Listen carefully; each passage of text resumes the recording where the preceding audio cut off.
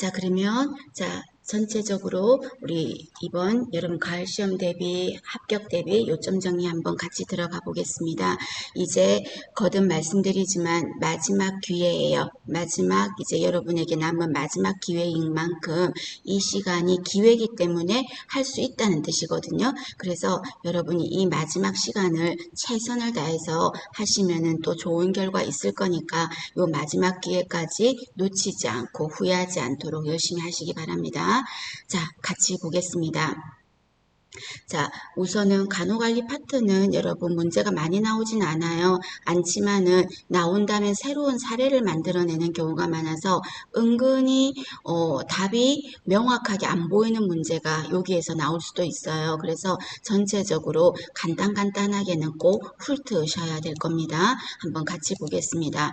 자, 현대 간호의 경향은 오늘날 현대 간호는 어떤 성격을 가지고 있다?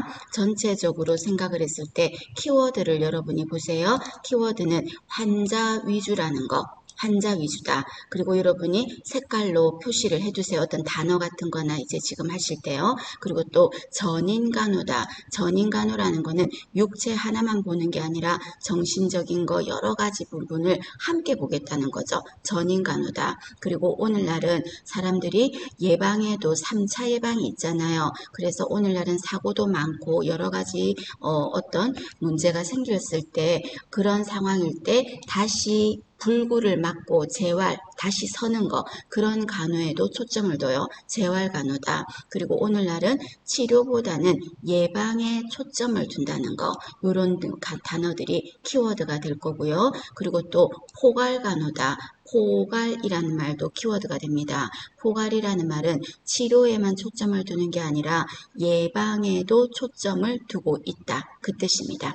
그 다음에 또 인간을 중심으로 했을 때 한 사람 한 사람의 케어를 신경을 쓰겠다는 거예요. 개별 간호다. 개별 간호다. 그래서 지금 제가 색깔 칠했던 이런 단어들 있죠. 이런 단어들은 현대 간호의 경향이다. 오늘날은 이런 간호를 추구한다. 그 말이고요. 그 다음에 두 번째는 자, 간호의 대상자는 누구입니까? 그랬을 때 간호의 대상자는 환자예요. 그런데 환자만 되는 게 아니고요. 건강한 사람도 모두 같이요. 그러니까 결론적으로 간호의 대상은 누구다? 모든 사람이라고. 그래서 환자뿐 아니라 건강한 사람도 왜 예방에 초점을 둔댔잖아요. 오늘날은. 그럼 예방이라는 말은 환자들한테 쓰는 말이 아니지 않습니까? 그죠? 그래서 환자와 건강인 모두가 대상이다. 그 다음에 세계보건기구 WHO 있죠. 자, WHO에서는 건강을 어떻게 정의를 내렸습니까? 시험에 나왔었죠. 건강의 정의는 신체적으로 그리고 정신적으로 사회적으로 안녕인 상태를 말합니다. 그래서 신체적, 정신적, 사회적 안녕 그 상태를 말해요. 그래서 그런데 절대 아직까지는 WHO에서 말한 정의에서 뭐는 빠진다? 영적인 안녕은 안 들어간다는 거. 요거는 안 들어간다는 거. 근데 우리가 일반적으로 건강이다 말할 때는 영적인 거 들어가도 돼요. 그런데 WHO에서 말한 정의에는 영적인 안녕은 안 들어가요. 그 다음에 밑에 보시면 간호의 3요소라고 되어 있죠. 자, 간호의 3요소는 먼저 뭐가 있어야 된다? 가장 중요한 거는 환자에 대한 사랑이겠죠. 환자를 애틋하게 생각하는 마음. 그런데 환자를 애틋하게 생각하는데 머리에 든 지식이 없어가지고 지식이 없어서 환자들한테 하는데 폴리를 끼우면서도 콘타시키고 주사를 하면서도 콘타시키고 해서 환자한테 해를 주면 진정한 그건 아니잖아요. 그러면 어떻게 해야 된다? 머리에 지식이라는 게 있어야 되는 거죠. 그 지식을 쌓기 위해서 여러분들도 지금 공부를 하시는 거고 합격 60점을 위해서 공부를 하시지 마시고요. 이왕 하는 공부 내가 전체적으로 간호에 대한 지식을 쌓겠다 하는 마음으로 여러분이 하셨으면 좋겠어요. 그래서 지식이 생겨야 되는 거죠. 그럼 이 지식이라는 말은 어떤 거에 속하냐면 뭔가 과학적인 거에 근거를 둬서 하는 거잖아요. 합리적인 거잖아요. 그래서 이런 간호를 과학적 간호다 이렇게 표현합니다. 그래서 시험 문제에서 간호의 3대 요소 중에서 과학적 간호에 속하는 게 뭐냐 이런 말하면 지식인 거죠. 무슨 말인지 아시겠죠? 지식은 합리적이고 과학적인 근거에서 뭔가 나오는 거잖아요. 지식, 그 다음에 사랑도 하고 지식도 있지만 주사를 하는데 뭐 기술이 없어가지고 맨날 환자 회를 치듯이 찔렀다 뺐다 하면 그것도 환자한테 진정한 간호는 아니잖아요. 그럼 세 번째 뭐가 필요하겠습니까? 기술이 필요하겠죠. 스킬이 필요하겠죠. 그래서 결론적으로 간호의 3요소는 기술에 해당하는 기술, 그리고 과학적인 거에 해당하는 지식, 그리고 정신적인 거에 해당하는 사랑, 세 가지가 3대 요소다 하는 말입니다. 넘어갈게요. 자, 그 다음에, 자, 여러분은 어쨌든 간호조무사로서의 앞으로 이제 직업을 가질 건데, 그때 윤리강령이에요. 간호조무사 윤리강령입니다. 그 중에서 첫 번째, 직업에 대해서 언급이 되어 있고요. 윤리강령에는 직업에 대해서 언급이 되어 있어요. 그 다음에 또 자신에 대해서도 언급이 되어 있어요. 그리고 세 번째, 동료에 대해서도 요렇게 하라라고 윤리강령이라는 내용에 요런 내용이 포함되어 있어. 자, 그런데 세 번째 보시면 동료에서요, 뭐라고 말했냐면 우리는 보건의료인 일원으로서 공익성을 중시하고 나의 이익만을 생각하는 게 아니잖아요. 내 월급 받으려고 돈만 벌려고 일을 하는 건 아니잖아요. 환자들에 대한 케어를 통해서 그죠? 중시하고 그 다음에 여기서 어떤 행동이다? 정직한 행동으로 동료 간에 상호 협조하라 이렇게 말해 돼 있어요. 자, 그러면 시험 문제에서 이렇게 나온 거 모의고사에서도 보셨죠? 기출문제에서 자, 투약의 실수를 했는데 보고를 안 했어요. 내가 투약 실수를 했으면서도 그거는 윤리강령 중에서 어떤 의무를 위반했다? 정직의 의무를 위반한 거야. 정직하지 않았던 거죠. 또 이렇게 물을 수도 있어요. 병동 물품을 잃어버렸어요. 또는 병동 물품을 혈압계를 떨어뜨려서 깨뜨렸어요. 그러면 사실대로 관리자에게 간호사에게 보고를 해야 되겠죠. 그런데 그거를 몰래 숨기고 그냥 깨진 거를 파손된 거를 제자리에 몰래 은근슬쩍 갖다 놨어. 그럼 그거는 뭐다? 정직하지 않은 거죠. 정직의 의무를 위반한 겁니다. 되셨습니까? 알아두시고 그 다음에 두 번째는 이렇게도 물을 수 있죠. 이번에는 내가 아니라 예를 들어서 본인 자신이 뭔가를 안 했을 때는 사실대로 말 안 하고 숨기고 그랬을 때는 정직의 의무를 위반한 건데 이번에는 동료가 혈압계를 파손시킨 거를 봤어요. 그런데 몰래 은근슬쩍 숨기네? 본인이 아니라 동료가. 그럼 그걸 내가 봤다고. 제3자인 내가. 그러면 그때 내가 보고를 하는 거는 꼰질러 주는 것밖에 아닌 거잖아요. 꼰지르는 거잖아요. 일러주는 것밖에 안 되지. 그죠? 그럼 이럴 때는 어떻게 한다? 본인이 간호사한테 선생님 그러면 안 돼. 얘기하세요. 실수하신 거 얘기하셔야 돼요. 라고 보고하도록 설득한다 하는 게 답이 되겠죠. 그죠? 그래서 본인이 뭔가 실수했을 때는 본인이 말을 해야 되고 그러지 않을 때는 정직하지 않았던 거고 동료가 하는 걸 봤는데 동료가 보니까 숨기네. 그럴 때는 얘기해 라고 설득을 하라. 그 말입니다. 되시겠습니까? 자, 그 다음에 밑에 보시면 직업윤리 실천 시 유익한 사항이에요. 자, 이거를 여러분 외우려고 하지 말고 눈도장을 찍어 주십시오. 한 번씩 보면 돼. 이런 거를 외우려고 하지 마시고요. 자, 직업윤리라는 말은 여러분이 간호조무사로 일을 하면서 이런 윤리 해야 될 거, 하지 말아야 될 거 이런 거를 제대로 지켰을 때 어떤 점이 나에게 도움이 되냐 이 말이죠. 그런 걸 여러분 지키면 또 알고 지키면 어떤 점이 좋아요? 내가 양심에 어긋나지 않잖아. 그죠? 지혜롭고 양심적인 판단을 할 수 있죠. 이건 내가 하면 되는 일이 아니야. 의사가 마취를 하라 그랬어. 나보고 마취시키라 했어. 그건 내가 할 일이 아니야. 판단할 수 있는 거죠. 그럼 판단을 한다는 말은 내가 어떻게 의사 말에 대해서 지시를 했을 때 이거는 내가 거부해야 될 권리가 있고 거부할 수 있다는 거라면 행동 방향을 내가 어떻게 해야 되겠다 정할 수가 있겠지. 그래서 정해야지만 내가 의사가 마취하라고 그래서 마취하고 슈츠하라고 그래서 슈츠하고 수술 내가 들어가서 내가 수술하고 대리 수술하고 그랬을 때 법적으로 문제가 될 수 있겠죠. 나중에. 그래서 내가 제대로 행동을 해야 법적인 책임 한계를 식별할 수 있겠죠. 내가 책임질 일이 없잖아요.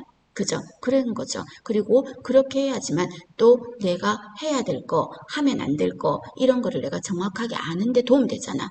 그걸 지킴으로써. 그죠? 그럼으로써 내가 자존감도 높아지면서 기쁨과 보람을 느끼게 되겠죠.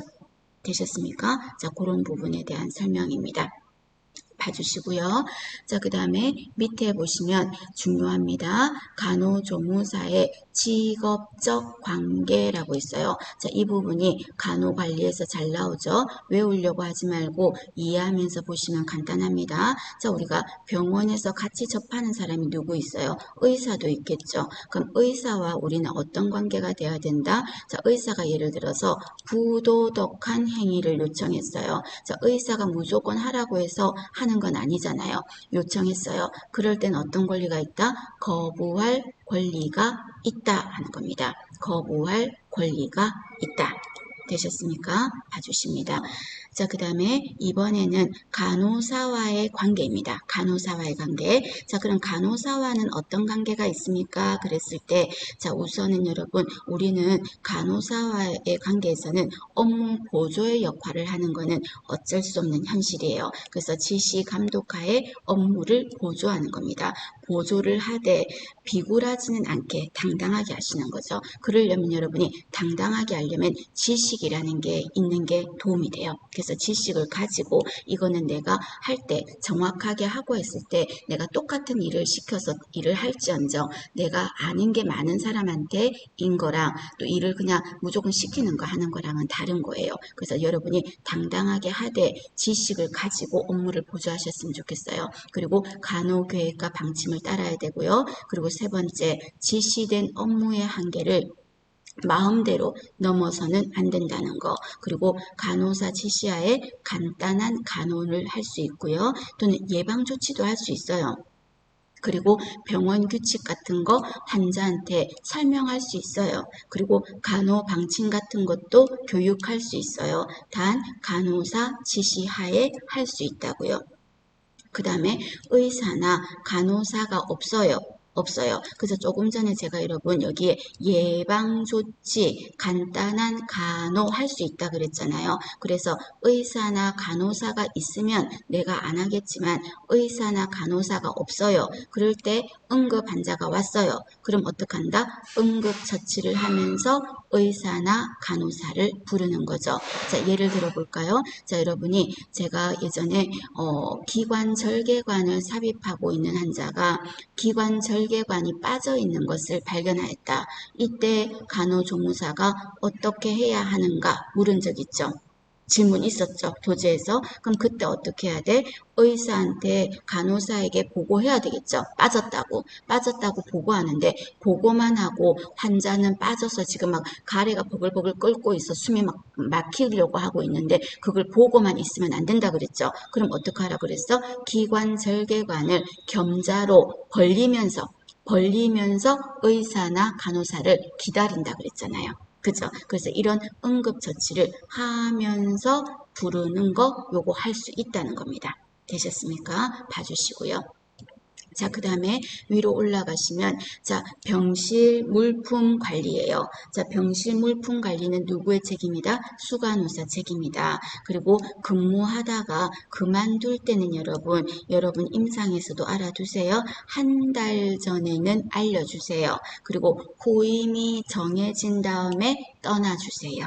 되셨습니까? 자, 그런데 이번에는 근무 시간을 바꾸고 싶어요. 근무 시간, 듀티를 좀 바꾸고 싶어요. 데이 이브닝을 바꾸고 싶어요. 그럴 때는 언제 알린다? 가능한 한 일찍. 가능한 한 일찍. 그리고 너하고 나하고만 가능한 한 일찍 바꾸는 게 아니라 직속 상관에게 사유를 설명하는 거죠. 만약에 병동이라면 수간호사가 있겠죠. 그래서 직속 상관에게 사유를 설명한다. 그 말이고요. 그 다음에 아까도 말했지만 부도덕한 행위를 시켰을 때 거부할 수도 있다 그랬죠. 또는 간호사와의 관계에서도 마찬가지야. 여기서 자신의 업무 밖의 일을 지시했어요. 그럴 때는 거절할 수 있어요. 그런데 정중히 거절해 주세요. 저희 아들처럼 손가락 부러졌어요 이렇게 하시면 안 되고 정중히 거절해 주세요. 그 말입니다. 그 다음에 세 번째 보시면 환자와의 관계입니다. 자, 환자와의 관계에서는 잘 묻죠. 환자가 궁금해하는 것을 우리한테 물어볼 수 있죠. 충분히. 자, 그럴 때는 특히 질병이라든지 예후라든지 경과라든지 이런 거 궁금하냐는 거 물어볼 수 있죠. 병원 규칙 같은 거 말고 그럴 때는 간호사에게 보고하거나 또는 의사나 간호사분에게 물어보도록 안내를 도와라. 그리고 또 외부인이 환자 질병에 대해서 물어봤어요. 자, 그럴 때는 의사나 간호사에게 물어보도록 하라. 자, 그런데 여러분이 환자의 비밀을 룰루룰루 떠들었어요. 얘기했어요. 비밀을 누설했어요. 중요하죠. 환자의 비밀을 보장해야 되는데 이때 보장 안 했어. 그럼 얼마예요? 기록하세요. 3년에 3천이죠. 3년에 3천입니다. 환자의 비밀 보장 요거 어겼을 때는 3년 이하의 징역 또는 3천만 원 이하의 벌금이라는 거 기억하실 것. 그 다음에 밑에 보시면 금품이나 또는 사례, 선물, 먹을 것을 줬어요. 이때는 어떻게 한다? 병원 규칙상 안 된다고 설명하고 거절을 하라. 그 다음에 비도덕한 행위를 하면은 된다 안 된다? 안 된다. 그리고 환자의 말을 경청해줘라. 그죠? 이때 비도덕적 행위라는 말은 쉽게 말해서 예전에 내시경, 수면 내시경 하는 환자인데 환자 지갑에서 돈 같은 게 자꾸 없어지는 거예요. 환자 수면 내시경 할 때 그런 게 전부 다 비도덕적 행위가 되겠죠. 그 다음에 업무가 많이 묻죠. 바쁜데 환자가 침대에 시트를 갈아달라고 했어. 이럴 땐 어떻게 한다? 상황을 설명한 후 나중에 갈아준다고 한다. 알아두셔요. 그 다음에 다음 밑에 보시면 자 조심하세요. 말 뜻을 이해하십니다. 직업적인 관계를 유지한다. 그 말은 환자는 환자고 나는 보건의료인의 일원으로서 일을 하는 거예요. 나는 환자와 그 이상의 관계가 아니라고요. 그래서 인정 정도를 넘어서는 안 된다. 이 말은 너무 나가면 안 된다고요. 너무 관계가 너무 나가면 안 된다는 말입니다. 너는 환자, 나는 간호조무사, 병원에서 나는 케어하는 사람, 당신은 케어를 받는 사람, 그 관계 선을 지키라는 거죠. 그 선을 넘어서는 안 된다. 그 말입니다. 되셨습니까? 그래서 시험 문제에서 인정 정도를 넘어서 잘해준다. 이런 말하면 X 틀렸습니다. 그 다음에 밑에 보시면 환자 가족과는 어떤 관계가 돼야 됩니까? 아까 말한 것처럼 환자 상태나 치료 방침에 대해서 질문을 받았을 때는 의사나 간호사에게 물어보도록 하라 라고 말했어요. 되셨습니까? 자, 그 다음에 여러분 환자와의 관계에서 하나만 더 언급을 한다면요. 환자가 투약을 거절했어요. 여러분 하나 메모해 두세요. 환자가 투약을 거부했어요. 그럼 환자가 안 먹겠대. 그럼 그때 어떻게 했었습니까? 환자가 투약을 거부했다 했을 때는 먼저 그래도 드셔야 된다 이렇게 말 안 하고 첫 번째는 사유를 확인한다 그랬죠. 환자가 왜 안 먹으려고 하는지를 물어보라 그랬죠. 이유가 뭡니까? 라고 물어보라고. 그럼 이유가 뭡니까? 물어봤더니 환자가 그걸 먹으면 가슴이 방방방방방방 뛰고 잠을 하나도 못 자고 너무 힘들다 이렇게 말할 수도 있고 또는 아우 맛이 너무 싫어요. 그냥 맛이 거슬려요. 이렇게 말할 수도 있죠. 그럼 환자가 심장이 봉봉봉 뛰는 거는 이거는 안 먹으려고 하는 이유에 아주 좀 합당하지 않아? 그죠? 그럼 그럴 경우는 또 보고를 해야 되는 상황도 생길 수 있잖아. 그 다음에 환자가 그냥 맛이 안 좋아서 안 먹는다는 거는 또 뭐 어떻게 해야 돼? 좀 설득해야죠. 그거는 좀 참고 먹어야죠. 그래서 환자의 얘기를 들어보고 그 이유가 그냥 개인적인 그런 거라면은 환자분 그래도 아 그러셨구나 힘드셨겠네요. 그게 뭐예요? 치료적 의사소통에서 반영이죠. 반영을 하고 그 다음에 뭐라고 말해도 그래도 드셔야 돼요 라고 말하는 거죠. 설득해야지. 그래도 드셔야 된다고 설득해. 그런데도 환자가 싫어요 하고 안 먹겠대. 그러면 끝까지 먹으라고 하면 안 되고 환자의 의견을 어떻게 해야 된다? 의견을 존중해야 돼요. 의견을 존중하여서 어떻게 한다? 간호사에게 보고하셔야 됩니다. 환자 의견을 존중해서 간호사에게 보고를 한다는 거. 되셨습니까? 환자가 투약을 거부했을 때 이런 식으로 하라는 거. 되셨죠? 같이 하나 알아두시고요. 자, 그 다음에 밑에 보시면 자, 병원 간호 행정이라고 돼 있어요.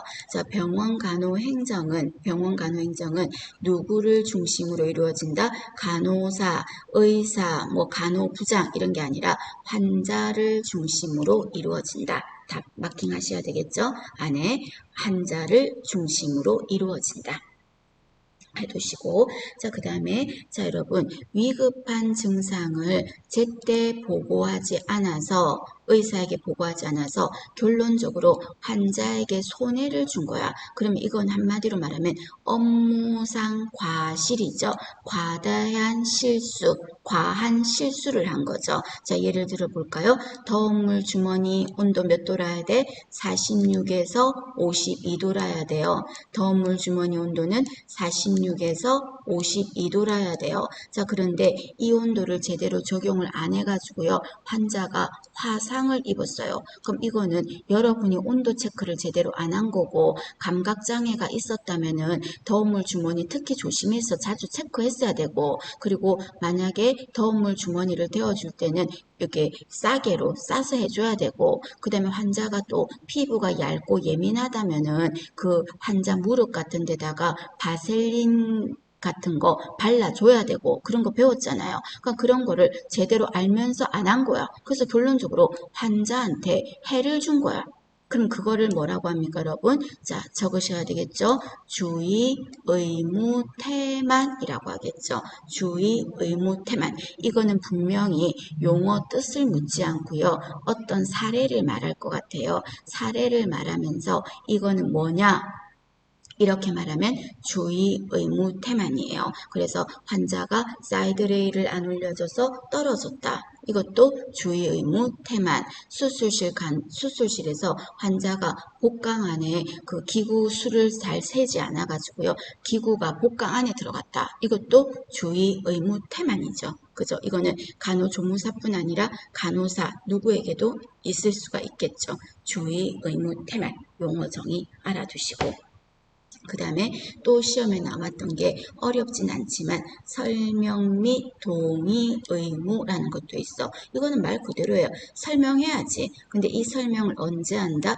다 하고 나서 내가 왜 했냐면 이라고 설명하는 게 아니죠. 시행하기 전에.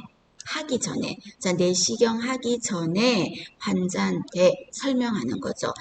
위내시경 하기 전에 혹시라도 헬리코박터균이 나오면 조직 검사를 할 수도 있습니다. 라는 거에 대해서 설명하고 동의하는 거지. 하고 나서 하는 게 아니라 전에 하는 거죠. 그죠? 설명 및 동의 의무 봐주시고. 자, 그 다음에 간호조무사 업무라고 되어 있죠. 알아두십니다, 여러분. 자, 간호조무사 업무는 어떤 게 들어간다? 환경 정리, 환자 관찰, 그리고 검사물 채취라고 하면 한대요. 검사물 수거라고 해주세요. 검사물 수거, 그리고 환자 관찰 이런 거 하는 거, 그리고 수거, 운반, 그리고 보조 이런 거예요. 그리고 드레싱을 한다 이러면 틀렸어. 드레싱을 준비한다 라고 하셔야 돼요. 그리고 체온, 맥박, 호흡을 측정하고 소독하고 정리하고 정돈하고, 그리고 낙상이나 화재가 일어날 상황이 있나 이런 거 관찰하고, 그리고 재고조사를 하는 이유는 뭐예요? 낭비 방지죠. 낭비를 막고자 하는 거죠. 재고조사하고, 그리고 또 진료 보조도 합니다. 어시도 여러분이 하겠죠. 자, 이런 거는 간호조무사 업무에 들어갑니다. 자, 여기서 여러분이 조금 더 조심하실 거는 검사물을 채취한다 라고 하면 안 되고 수거한다 라고 해주시고요. 그 다음에 드레싱을 한다 라고 하면 안 되고요. 드레싱을 준비한다 라고 해주십시오. 되셨습니까? 자, 그 다음에 간호조무사 업무가 아닌 거 금방 말씀드렸죠. 자, 요거 눈도장 잘 찍으세요. 요거가 안 들어간다는 거 봐주세요. 자, 간호조무사 업무에 들어가지 않는 거는 어떤 거다? 처치한다. 안 돼요. 드레싱한다. 안 돼요. 그리고 채취한다. 안 돼요. 그리고 치료한다 또는 약을 투여한다 이런 거 안 돼요. 그리고 또 간호 기록 같은 거 기록지 작성하는 것도 사실은 엄밀히 말하면 간호사의 업무입니다. 그리고 또 이 말도 조금 조심하세요.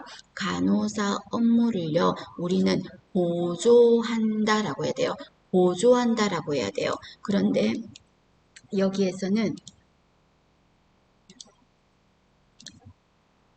뭐라고 했습니까? 분담한다라고 했거든. 분담이라는 말 이런 거 들어가면 안 돼요. 분담이라는 거는 여러분 무슨 뜻입니까? 그 일을 간호사 일인데 같이 한다는 거잖아. 이런 말은 들어가면 전부 다 안 되는 말. 되셨어요? 처치, 드레싱, 채취, 진료, 투여, 기록, 분담 이런 거 X라는 거. 잘 정리하시고요. 자, 그 다음에 밑에 보시면 간호조무사 보수교육이에요. 자, 칸을 메꾸셔야 되겠죠? 자, 간호조무사 보수교육은 얼마마다 한다? 1년마다. 1년마다 또는 매년마다. 몇 시간 합니까? 8시간. 8시간. 그 다음에 간호조무사의 자격신고. 자, 자격신고는 몇 년마다 한다? 3년마다. 자격신고는 3년마다. 자, 그러면 자격신고, 이건 누구한테 합니까? 보건복지부 장관에게. 보건복지부 장관에게 자격신고가 들어가겠습니다. 되셨습니까? 알아두실 거 봐주십니다. 자, 그 다음에 다음 페이지 볼게요. 이 페이지를 보시면 자, 여러분 메슬로우의 위계적 욕구라고 되어 있는데 자, 이 부분은 간호관리에 그냥 약간 걸쳐 있기도 하지만 사실은 공중보건에서 나와야 될 내용이긴 해요. 자, 여기서 그냥 같이 보겠습니다. 자, 메슬로우의 위계적 욕구는요. 위계적 욕구라는 거는 단계가 있다는 거죠. 자, 욕구에는 단계가 있다. 그래서 계단을 밟아 올라가는 단계가 있다 이 말이에요. 되셨습니까? 자, 요거는 여러분 알아두세요. 위계적 욕구는 자, 단계가 있는데 그 첫 번째 1단계를 밟지 않고는 그 다음 단계로 올라갈 수가 없는 거예요. 그래서 단계가 있기 때문에 밑에 단계를 밟고 올라가야 위에 단계로 올라가는 거고 그리고 그 단계를 밟아야 그 다음 단계로 올라갈 수 있다. 그거를 위계적 욕구라고 해서 메슬로우라는 학자가 이 욕구를 학설을 만든 거예요. 자, 그러면 제일 먼저 인간의 가장 밑에 욕구가 뭐냐면요. 처음 욕구가 여러분 적으셔야 되겠죠. 무슨 욕구다? 생리적 욕구라고 적으셔야 되겠죠. 생리적 욕구. 자, 생리적 욕구는 분명히 여기서는 문제는 생리적 욕구가 뭐냐 이런 식으로 안 물을 거야. 그럼 어떻게 묻는다? 자, 어떤 사람이 잠을 못 자가지고요. 잠을 하나도 못 잤대요. 그래서 수면을 하나도 못 자서 그냥 사람이 막 죽을 것 같이 힘들대. 그거는 무슨 욕구가 해결이 안 된 거다? 생리적 욕구예요. 또는 어떤 사람이 배가 고파서 몇 날 며칠을 굶어서 눈이 뒤집어질 것 같아요. 그럼 눈이 뒤집어질 것 같으면 길에서 누가 먹다 남은 빵 조각도 어떡할까요? 주워 먹을 거야. 그 더러워서 어떻게 그런 생각 안 할 거예요. 식중독 생각 안 할 거예요. 그런 걸 창피해서 어떻게 먹어? 그런 생각도 안 들어요. 왜? 기본 욕구니까. 그래서 배고픔, 수면, 음식 또는 너무 피곤해요. 휴식 또는 또 여기 배설 싸고 싶어. 이것도 여러분 기본 욕구잖아. 어떻게 창피하게 싸? 그래도 여러분 극한에 도달하면 어떻게 될까요? 싸겠지. 어디서라도 싸겠지. 그죠? 배설. 그 다음에 또 아픈 거. 누구나가 아픈 거잖아. 성인군자는 안 아프나? 아픈 거예요. 그리고 공기, 물, 목말라서 죽을 것 같아요. 그럼 아마 꾸정물도 먹을걸요? 그게 바로 무슨 욕구다? 생리적 욕구라고 하는 겁니다. 그래서 어떤 사람이 이렇게 잠을 하나도 못 자서 너무 힘들어한다. 이건 무슨 욕구다? 생리적. 음식. 공기, 물, 전부 다 이런 거는 생리적 욕구입니다. 이 욕구가 가장 밑에 욕구야. 그럼 이 욕구 위에가 올라가면 어떤 욕구가 되냐면, 자, 환자가 아니라 어떤 사람이, 자, 길에 누가 먹다 남은 빵 조각을 주워 먹었어요. 막 파리도 끓고 있었어요. 근데 주워 먹었어요. 허겁지겁 먹었어요. 먹고 나니까 배가 불러요. 배가 부르다는 말은 생리적 욕구를 해결했어. 그죠? 그럼 생리적 욕구를 해결하니까 이제 스물스물 어떤 생각이 든다? 아, 그 조금 전에 먹은 거, 내가 배탈 나는 거 아니야? 식중독 걸리는 거 아니야? 문제 생기는 거 아니야? 이 생각이 이제 나는 거죠. 그건 이제 무슨 욕구다? 생리적 욕구가 해결이 되니까 그 다음 욕구가 스물스물 올라오는 거야. 그 욕구가 뭐다? 내가 아플까 봐, 내한테 해가 될까 봐 하는 거죠. 안전의 욕구가 되는 거죠. 마킹하셔야 되겠죠? 기록하셔야 되겠죠? 안전의 욕구가 되겠죠? 그래서 안전의 욕구는 위험한 건 너무 무서워. 그래서 목발을 짚는 환자가 처음으로 목발을 짚었는데 계단을 내려가야 된다. 그럼 그때 무서워 안 무서워? 무섭죠. 다칠 것 같아서. 그게 무슨 욕구예요? 안전의 욕구예요. 그 다음에 코로나 이 시국에 어떤 사람이 막 가래 끓는 기침을 하는데 마스크를 안 하고 내 옆에서 막 기침을 하는 거야. 막 침이 튀겨. 그럼 뭐 그런 기침하면 여러분 불안해 안 불안해? 불안하지. 그게 무슨 욕구예요? 나한테로 코로나 바이러스가 들어와서 나도 걸릴까 봐 무서운 거죠. 그런 욕구가 뭐예요? 안전의 욕구인 거예요. 이 욕구는요, 생리적 욕구가 해결이 되니까 다음 단계 욕구가 생긴 거예요. 되셨습니까? 예를 물을 거예요. 안전의 욕구. 그 다음에 이 안전의 욕구 이 두 가지는요. 인간에게서는 이 두 가지 욕구가 무슨 욕구다? 기본적 욕구에 해당합니다. 이 두 가지는 기본적 욕구에 들어갑니다. 적어두십시오. 기본 욕구다. 자, 그러면 기본 욕구인 생리적 안전의 욕구를 해결하고 나니까 이제 욕구가 조금은 고급스러워져. 그래서 점점 더 욕심을 내는 거예요. 나의 욕구도, 마음의 욕구도, 하고 싶은 욕구도. 그래서 어떤 욕구가 생긴다? 내가 그 조직의 일원이 되고 싶어. 내가 그 큰 병원에 나 들어가서 일하고 싶어. 취업하고 싶어. 그래서 거기에 있고 싶어. 이런 욕구가 생기는 거죠. 그게 바로 뭐예요? 소속의 욕구인 거죠. 그래서 의료진이, 의사, 간호사, 간호조무사 모든 직원이 똑같은 옷을 입고 일을 하는 거예요. 유니폼을. 그럼 어떤 느낌 들까요? 우리는 이 병원의 같은 가족이구나. 이런 느낌이 들겠죠. 그게 바로 소속의 욕구인 거죠. 이 욕구가 세 번째 욕구가 되는 거예요. 소속의 욕구. 그럼 이 소속의 욕구 됐어. 소속이 됐어. 소원하던 그 단체에 들어왔어. 그러면 만족해야 되잖아. 사람의 욕구는 만족이 없다고. 그럼 거기에 들어오니까 이제 어떤 마음이 든다? 이 단체 안에서 소속된 것만으로도 행복했었는데 이제는 그 안에서도 내가 더 인정받고 싶어. 다른 일원들한테서 내가 더 인정받고 싶어. 그런 욕구를 뭐라고 한다? 자아 존중의 욕구라고 하는 거죠. 적으셔야 되겠죠? 소속의 욕구, 자아 존중의 욕구가 생기는 거예요. 그럼 이 두 가지 욕구는요. 하고 싶다, 그 안에 들어가고 싶다, 인정받고 싶다 이런 욕구죠. 이 두 가지 욕구는요. 무슨 욕구라고 하냐면요. 심리적 욕구라고 하겠습니다.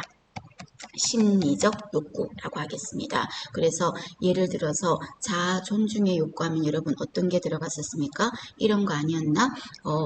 어떤 자궁절제를 한 여성이 그렇게 생각 안 해도 되는데 본인의 마음이 난 더 이상 여성성을 잃었어. 이런 생각을 했다면 자기 스스로를 높이는 마음의 욕구에서 상처를 받은 거죠.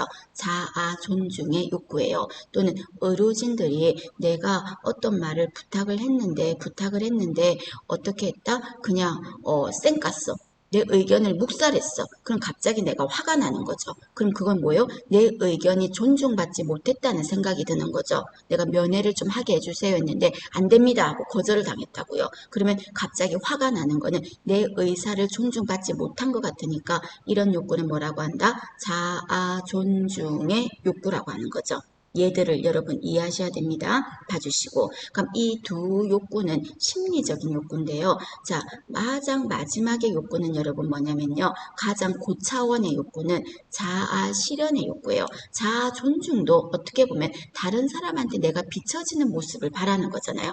다른 사람한테 인정받고 싶은 거잖아. 자아 실현은 다른 사람한테 인정받고 싶은 게 아니에요. 나의 만족이에요. 내 스스로가 만족하는 걸로 끝나는 거예요. 다른 사람 인정 안 해도 돼. 아프리카 오지에 가서 내가 봉사활동하는 거 내가 만족하는 거예요. 이런 욕구가 뭐다? 자아실현의 욕구라고 하는 겁니다. 이거는 자아충족의 욕구가 되겠죠. 자아충족의 욕구. 충족의 욕구가 되겠습니다. 자, 그러면 이 5가지 욕구인데 이 5가지 욕구 중에서 질문해 볼까요? 청소년 시기는 어떤 욕구가 굉장히 강할까요? 청소년 시기는 청소년들은 그 단체에서 아무리 나쁜 일진에 내가 가입이 돼 있더라도 거기서 팽당할까봐 그걸 제일 무서워해요. 그래서 나쁜 거를 알면서도 그 소속에서 따댈까봐 나쁜 일을 같이 하는 거야. 그런 욕구를 뭐라고 할까요? 소속의 욕구죠. 그래서 이 소속의 욕구는 누가 강하다? 청소년 시기에 강하죠. 청소년 시기에. 청소년 시기는 욕구, 소속의 욕구가 강하다. 그리고 이때 자아실현의 욕구는 성인이 된 이후에만 이룰 수가 있어. 청소년이 자아실현했다. 이것까지는 안 돼요. 되셨습니까? 그래서 5단계 욕구가 계단을 밟고 올라간다 하는 것을 위계적 욕구라고 하겠습니다. 되셨습니까? 정리합시다.